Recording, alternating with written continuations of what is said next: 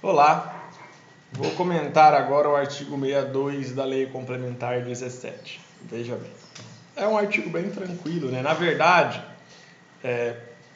a gente aprendeu em comentários anteriores que a Lei Complementar 17 listou competências tanto das câmaras cíveis isoladas quanto das câmaras criminais isoladas. Tá?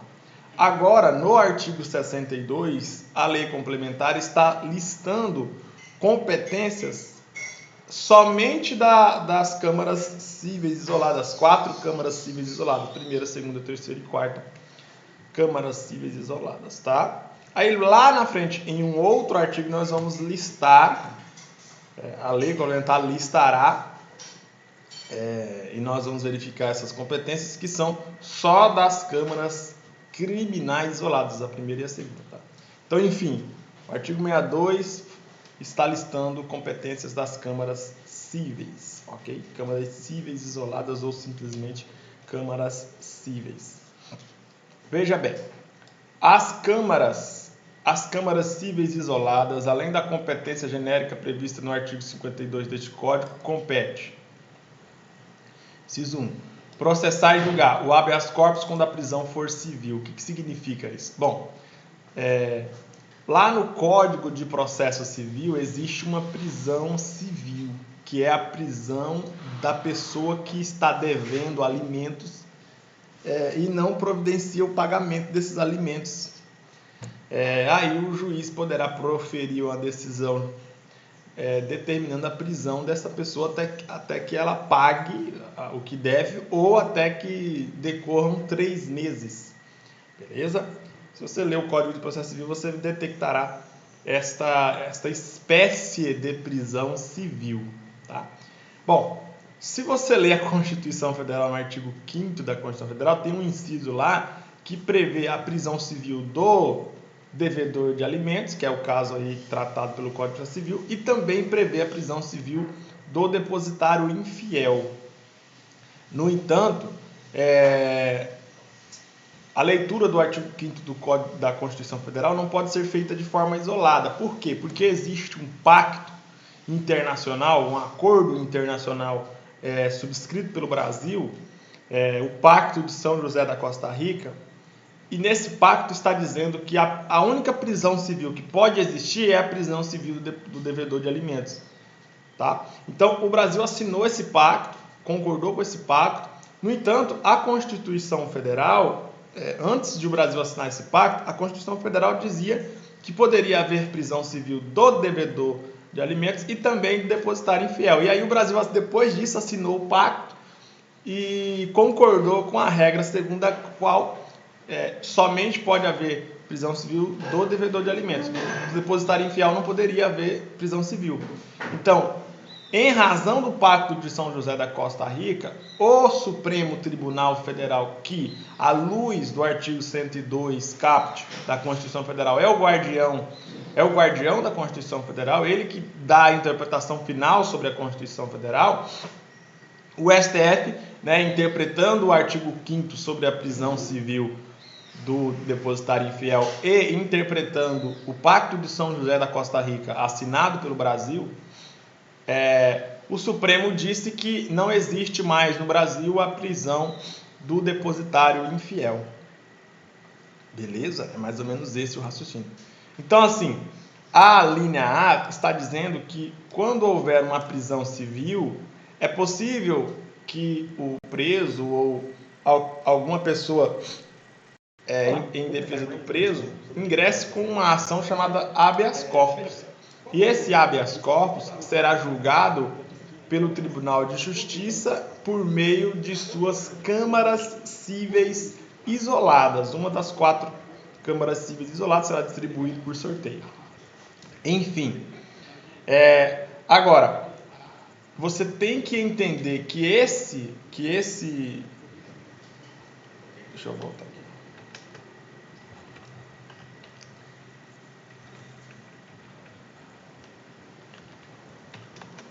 Você tem que entender que esse artigo 62, inciso 1, a linha A, diz que a competência vai ser das câmaras cíveis para o habeas corpus contra a prisão civil. Então, no Brasil, hoje, só existe a prisão civil do devedor de alimentos. Por quê? Porque o Supremo Tribunal Federal entendeu que a prisão civil do depositário infiel não mais pode existir em razão do Pacto de São José da Costa Rica. Por quê?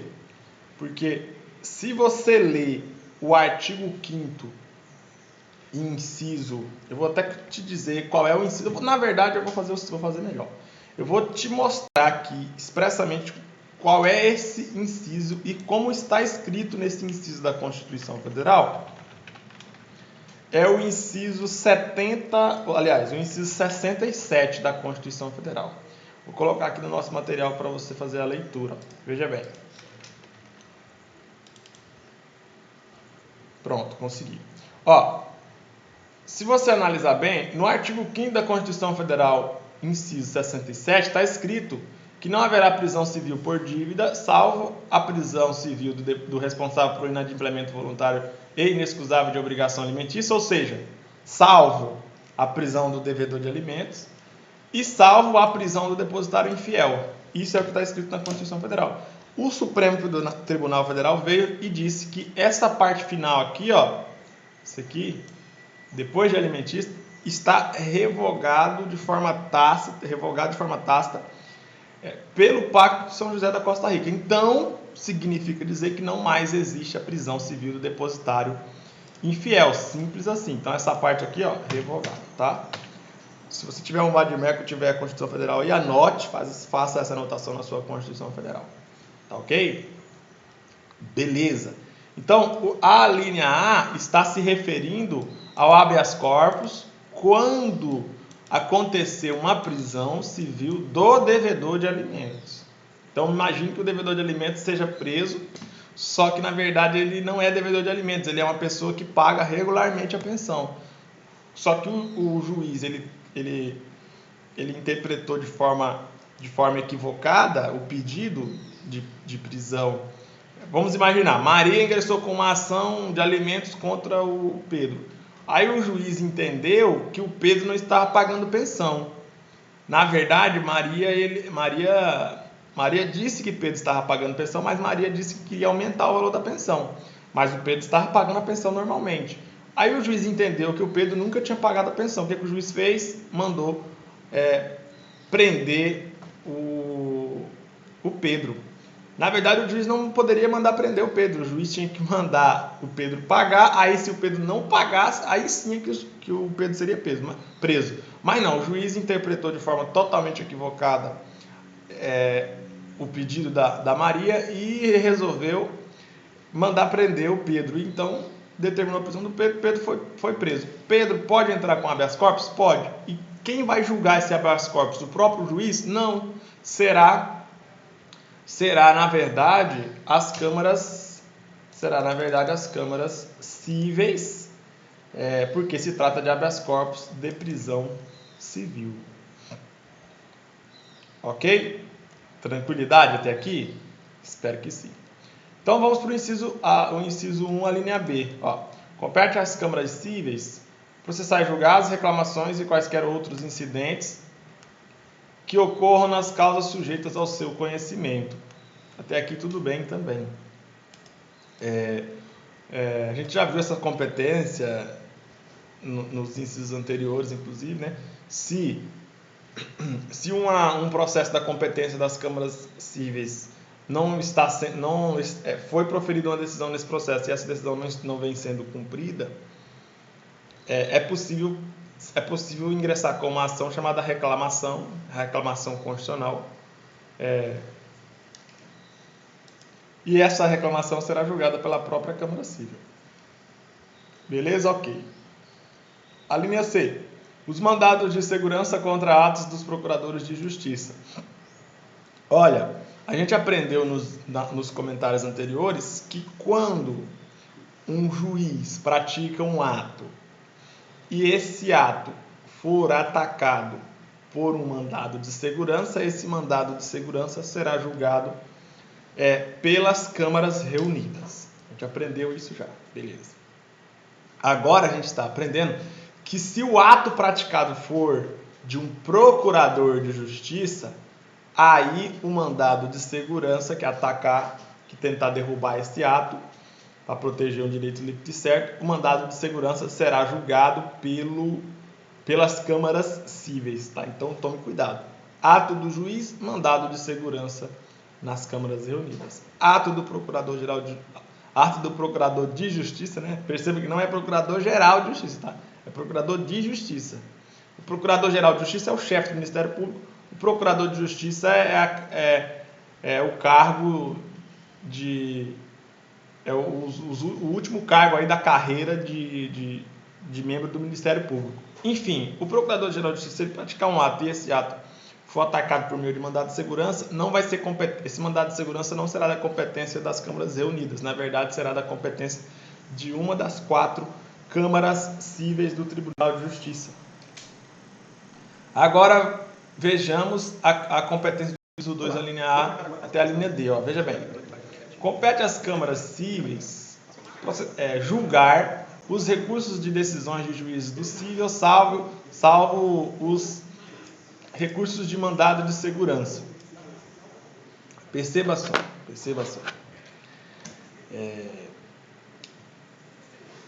Quando Maria entra com uma ação, por exemplo, de danos morais contra, vamos imaginar aqui, uma construtora. Vamos imaginar, Maria comprou um imóvel, era para o imóvel ser entregue em dezembro de 2010 e o imóvel só foi entregue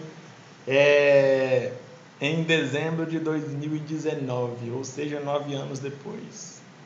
É possível Maria ingressar com uma ação pedindo danos morais, comprovando que era o sonho dela morar na casa própria, comprovando que ela já tinha pago todo o valor do imóvel, comprovando tudo isso, comprovando que ela realmente sofreu um dano moral? Sim, é possível.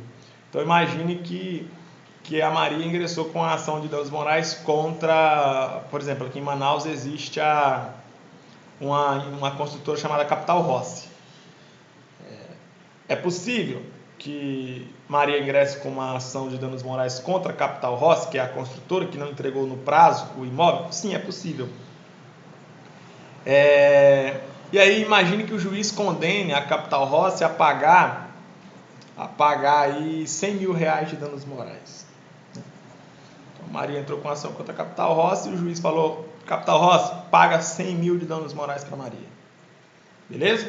Até aí tudo bem. Aí imagine que a Capital Rossi fique inconformada com a decisão do juiz e ingressa com um recurso. O nome desse recurso é recurso de apelação contra a sentença do juiz. Esse recurso será julgado pelas câmaras cíveis, uma das 4 câmaras cíveis. Tá? Então, assim, pode ser o recurso de apelação ou pode ser outro recurso. Por exemplo, vamos imaginar que o juiz não tenha julgado o caso definitivo, mas tenha proferido uma decisão no início do processo, uma liminar. Contra a liminar, a Capital Rossi pode interpor um recurso chamado recurso de agravo de instrumento. Então, assim, qualquer recurso que a parte interpor contra uma decisão de um juiz da capital ou juiz do interior, esse recurso será analisado pelas câmaras cíveis. Tá?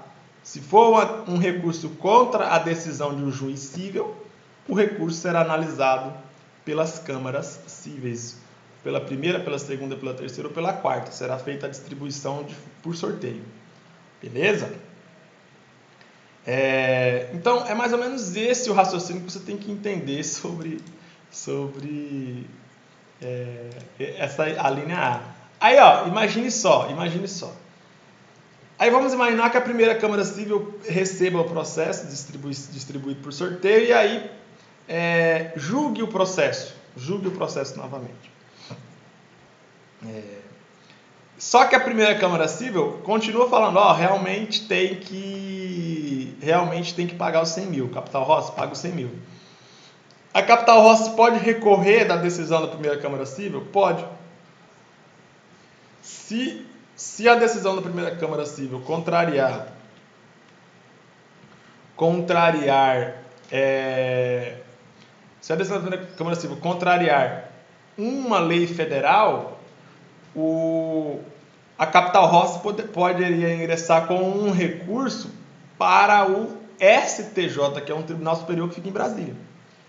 Agora, se essa decisão vier a contrariar a Constituição Federal, a Capital Rossi poderia ingressar, se fosse o caso, se comprovasse todos os requisitos, com um recurso no Supremo Tribunal Federal, que fica em Brasília também.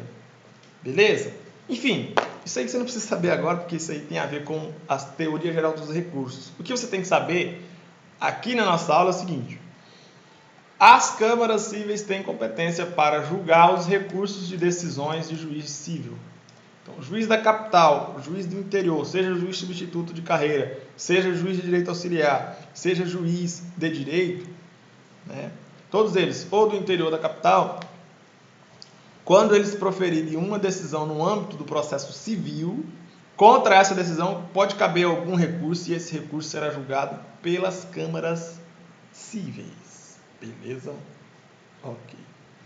A exceção fica para os recursos de mandados de segurança. Porque quando o juiz decide um mandado de segurança e a parte entra com um recurso contra esse mandado de segurança, aí o recurso será analisado pela Câmara Civil? Não será analisado pela Câmara Civil. O recurso será analisado, a gente aprendeu, pelas câmaras reunidas, porque se trata aí de mandado de segurança e porque se trata de recurso contra um mandado de segurança, contra uma decisão de juiz civil no mandado de segurança. Aí a competência será das câmaras reunidas e não das câmaras civis. Deu para entender? Então lembre-se, pelo amor de Deus, dessa linha A. Tá? Lembre-se dessa linha A. Lembre-se dessa exceção aí e lembre-se dessa regra aí. Beleza? Vamos para a linha B. Ó. Cabe às câmaras cíveis julgar os recursos de sentença em juízo arbitral. O juízo arbitral, né, é um juiz escolhido pelas partes, né, a justiça arbitral, né, a lei da arbitragem se aplica ao caso. Então vamos imaginar, o autor e o réu decidiram que um juiz arbitral é que vai julgar o caso. Então, se der algum problema na situação assumida por eles, quem vai julgar o caso vai ser um juiz arbitral. Cabe recurso contra a decisão do juiz arbitral? Cabe. Aí o recurso será analisado pelo juiz? Não, será analisado pelas câmaras cíveis. Simples assim. Beleza? Ok. Letra C. Os embargos de declaração opostos aos seus acórdãos. Então, assim, os embargos de declaração, vamos imaginar que a primeira Câmara Civil decida. Vamos imaginar o caso da Capital Rossi. Maria entrou com ação contra a Capital Rossi. O processo foi parar na primeira Câmara Civil, né? Aí a primeira Câmara Civil foi lá e proferiu um julgamento, né, mantendo a condenação de R$100.000. Só que a Capital Rossi verificou que no acórdão tem uma contradição, ou tem uma obscuridade, ou tem uma omissão, ou tem um erro material no acórdão. A Capital Rossi pode ingressar com o embargo de declaração? Pode, sem problema nenhum, tá? Porque está escrito aqui na linha C.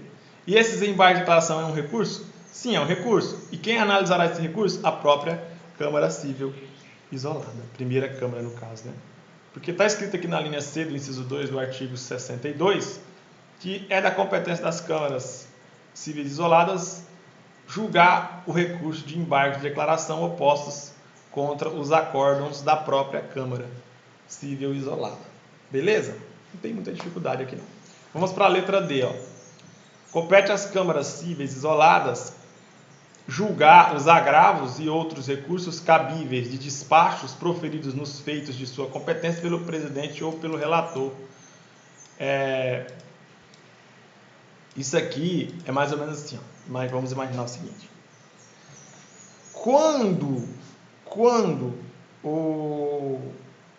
vamos imaginar o caso da Maria e da Capital Rossi. Maria entrou com uma ação contra a Capital Rossi. O juiz proferiu a sentença mandando pagar R$100.000. Né? O juiz lá do interior ou da capital.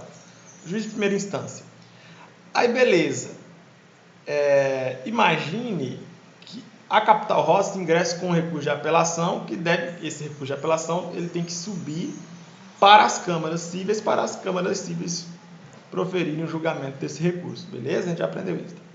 Só que, para esse recurso ser analisado, ele tem que cumprir alguns requisitos. Por exemplo, a Capital Rossi tem que ter interposto esse recurso no prazo de 15 dias. Esse é um dos requisitos, 15 dias. Beleza? Então imagine que a Capital Rossi interponha esse recurso no prazo dentro de 14 dias, dentro do prazo, só que no entendimento do juiz, a Capital Rossi deixou, na verdade a Capital Rossi interpôs o recurso no 20º dia, fora do prazo. Imagine só, isso acontece, tá? Infelizmente isso acontece. A Capital Rossi interpôs o recurso no 14º dia dentro do prazo. Mas, no entendimento do juiz, no entendimento equivocado do juiz, a Capital Rossi teria interposto o recurso no prazo de 20 dias. Ou seja, no 20º dia, fora do prazo. Aí, beleza. Aí imagine que o processo chegue na Câmara Civil. Quando chegar na Câmara Civil, o presidente da Câmara Civil vai distribuir esse processo para um dos 4 desembargadores, né? O processo será distribuído por sorteio ou para o próprio presidente ou para qualquer um dos outros 3 desembargadores, conforme a gente aprendeu. Beleza, imagine que um relator lá, o processo seja distribuído para um desembargador dessa Câmara e esse desembargador será o relator. Beleza? O relator, que vai relatar o caso para os outros desembargadores. Beleza. Imagine que o relator verifica que, na verdade, o recurso foi interposto no 20º dia. O entendimento do relator é o mesmo entendimento do juiz, que o recurso foi interposto no 20º dia. É um entendimento equivocado. Aí o que o relator faz? Se o recurso é intempestivo, o relator ele simplesmente vai mandar arquivar o recurso da Capital Rossi. Por quê? Porque está intempestivo, está fora do prazo. Só que esse entendimento do relator está equivocado, porque na verdade, a história verdadeira é que o recurso foi interposto no 14º dia, dentro do prazo, beleza?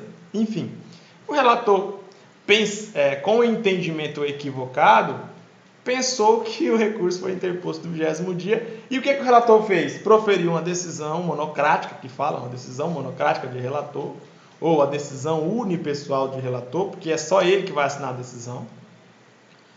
Né? Porque a Câmara Civil tem 4, cada uma das câmaras tem 4 desembargadores. Quando um desembargador decide só ele assinando, isso aí não é um acórdão. Só para você entender. Tem 4 desembargadores. Quando eles 4 decidem em conjunto, o nome disso é acórdão. Agora, quando tem 4 desembargadores, apenas um decide sozinho, o nome disso é decisão monocrática ou decisão unipessoal de relator. Por que unipessoal? Porque só o relator proferiu a decisão e mais ninguém. Então o relator verifica que o recurso está fora do prazo, né? É uma verificação errada, e manda arquivar o recurso. Contra esse despacho ou essa decisão monocrática, cabe um recurso para ser analisado pelos outros desembargadores, para os outros desembargadores dizerem se realmente está dentro do prazo ou não. Então, esse recurso que será interposto contra essa decisão monocrática do relator, ele chama-se agravo interno, ou só agravo, tá? Aí esse agravo será julgado pelas câmaras cíveis, ou seja, pelaquela Câmara Civil a que pertenceu o relator, cuja decisão foi impugnada. Enfim, voltando aqui para a linha dele. Vamos ler de novo, veja bem. Compete às câmaras cíveis julgar os agravos, ou agravo interno, e outros recursos cabíveis contra os despachos ou decisões monocráticas proferidas nos feitos de sua competência pelo presidente ou pelo relator. É o caso do meu exemplo aí. O relator falou que o recurso estava fora do prazo e mandou arquivar o recurso. Contra essa decisão, esse despacho do relator, a Capital Rossi ingressou com um agravo. E esse agravo será julgado por quem? Pelos 4 desembargadores. Ou seja, pela Câmara Cível toda ela. Pelos 4. E não só pelo relator de novo. Beleza?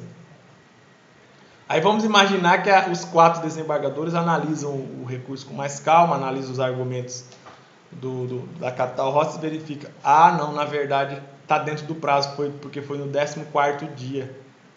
Está comprovado aqui que tinha um feriado aqui prolongado e tudo mais. Enfim, percebeu a importância dos recursos no processo civil? Tomara que sim. Bom, então todas as competências aqui listadas pelo artigo 62, nós acabamos de aprendê-las. Tá? Então, vou ficando por aqui, daqui a pouco eu volto com mais e mais comentários. Até logo.